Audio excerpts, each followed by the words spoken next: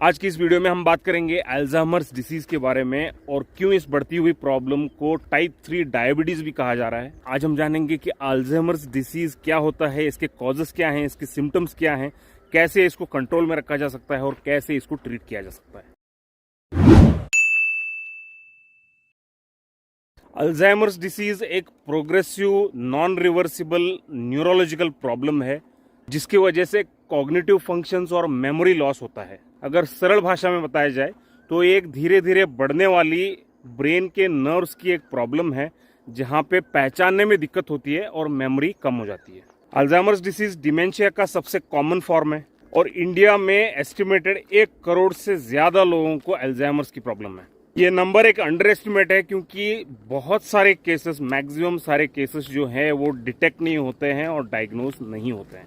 ये प्रॉब्लम ज्यादातर older age के इंडिविजुअल्स को होता है और इस प्रॉब्लम में हमारे ब्रेन के नर्व्स के around abnormal protein structures form होते हैं जैसे कि अमाइलॉइड प्लैक्स और टाउ टैंगल्स जो हमारे नर्व्स की नॉर्मल फंक्शनिंग में दिक्कतें पैदा करती हैं।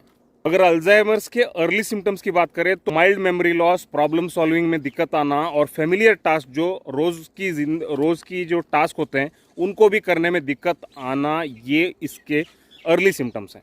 जैसे जैसे ये डिसीज प्रोग्रेस होती है कुछ सीवियर सिम्टम्स सेट इन होते हैं जैसे कि सीवियर मेमोरी लॉस, कुछ इंपॉर्टेंट डेट्स को भूल जाना, जगहों को भूल जाना या लोगों को भूल जाना। इसके साथ ही पुअर जजमेंट और डिसीजन मेकिंग में दिक्कत आना और इरिटेबिलिटी और मूड स्विंग्स इसमें हो सकते हैं।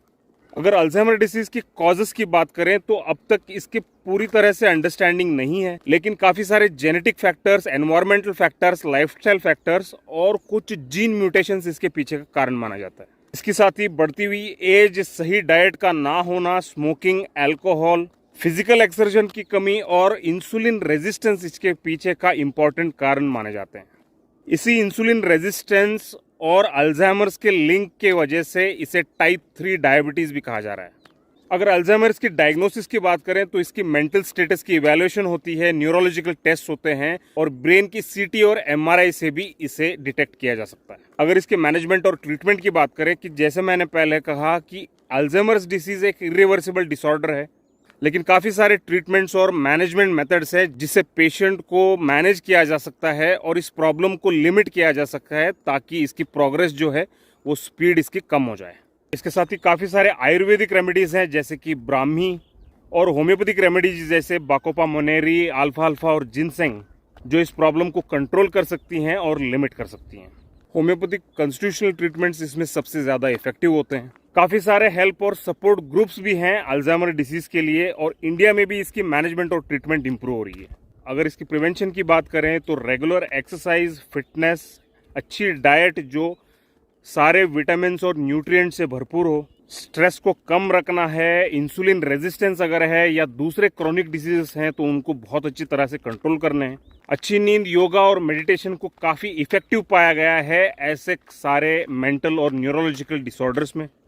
इसके साथ ही जैसे जैसे एज बढ़ती जाएगी वैसे ज़्यादा आपको पैशंस, हॉबीज़ और एक्टिविटीज़ में इन्वॉल्व होना है जो आपको हेल्दी और फिट रखने में प्रूवन है। तो उम्मीद है आपने इस वीडियो में कुछ सीखा। अल्जाइमर्स की अवेयरनेस बहुत कम है इंडिया में, तो इस वीडियो को ज़्यादा से ज़्यादा शेयर कीजिए। अगर अभी तक आपने चैनल को सब्सक्राइब नहीं किया है तो सब्सक्राइब कीजिए। मिलते हैं एक और ऐसी वीडियो में, तब तक के लिए अलविदा।